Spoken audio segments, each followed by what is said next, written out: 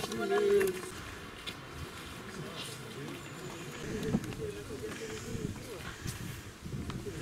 la course la semaine.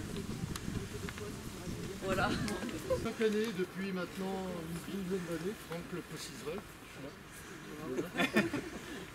Donc la commune, pour sensibiliser les gens, alors au départ l'idée c'était de monter des stages de construction de murs en pierre. L'hérédité du mur. Donc en fondation, quand vous avez un rocher qui penche comme ça, si vous posez un mur, il va avoir toutes les raisons du monde de vouloir glisser et de tomber. Donc ce qu'il faut faire, c'est arriver à le poser sur une surface qui soit même plus qu'horizontale, qui est, on appelle ça un fruit, pour qu'il puisse s'opposer à la poussée du sol qui est derrière. Donc,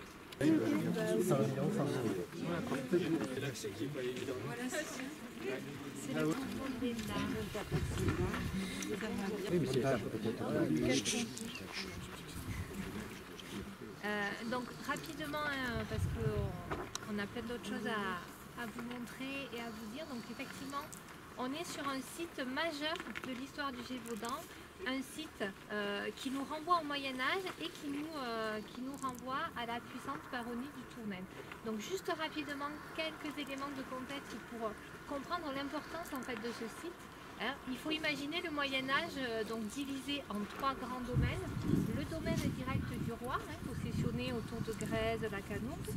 Le domaine de l'évêque, qui est au Moyen-Âge le seigneur le plus puissant en Gévaudan, qui lui est possessionné dans toute la vallée du Lot, depuis Badarou jusqu'au Villard, sur la commune actuelle de Chanac. Et puis ensuite, ce qu'on appelle les terres communes, que vont se partager 8 barons, les fameuses 8 baronnies du Gévaudan.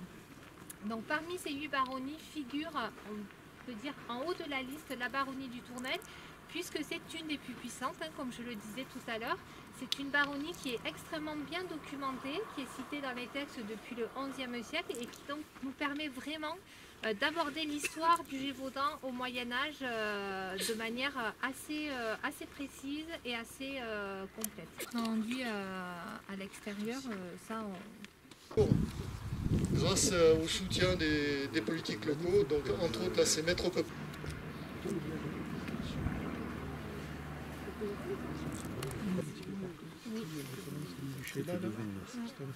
Mais quand même. Voilà. C'est vrai, franchement.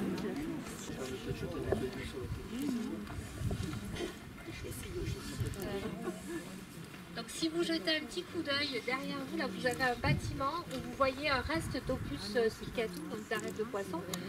La plus ancienne du château serait la chapelle qu'on a vu un peu plus bas, avec après le logis, et puis ensuite ici le donjon. Donc, le donjon qui est l'élément le plus important du château, c'est ici que vit le seigneur, et c'est aussi l'élément qui est toujours le mieux conçu parce que c'est l'élément qui va marquer la puissance et montrer la richesse du Seigneur. Donc il faut que ce soit vu de loin et que ce soit la partie la plus soignée. Donc vous pouvez voir que sur le donjon, on a ce qu'on appelle un fameux coup de sabre. C'est ce trait là dans la maçonnerie qui nous montre que ces deux parties n'ont pas été construites en même temps, ne sont pas contemporaines. Donc si on y rentre, si on a le temps, vous allez voir qu'en fait la tour d'escalier, puisque c'est une tour d'escalier, a été rajoutée après et qu'elle date, parce que si vous y rentrez, vous allez voir que l'espace est très restreint et que le mur fait à peu près 1,30 m de large, donc c'est le refuge ultime. C'est l'endroit où on va si le reste du château est attaqué, et si vous levez les yeux tout en haut, vous avez des restes de corbeaux qui nous montrent l'installation d'une bretèche. Donc une bretèche, une sorte de balcon en pierre ouvert au niveau des pieds qui va permettre de jeter toujours des projectiles sur les assaillants. Donc quand vous avez... La partie historique est quand même intéressante. Le projet lui-même qu'on est en train de monter, qui est celui d'essayer de préserver ce patrimoine, ce château du Tournelle. Donc à la suite de ce qui s'est passé dans l'angle du logis en bas et des chutes de pierre, moi j'ai demandé à Franck de nous faire une expertise complète du château. En plus on voyait qu'il y a des endroits, on voyait des parties qui s'ouvraient. On m'avait signalé dessous d'ailleurs une brèche qui s'était ouverte dans un des murs. Et Franck a expertisé complètement tout le château. Et il a expertisé les endroits qu'il était urgent de consolider. Parce que pour engager en fait une opération, il fallait qu'elle soit complète.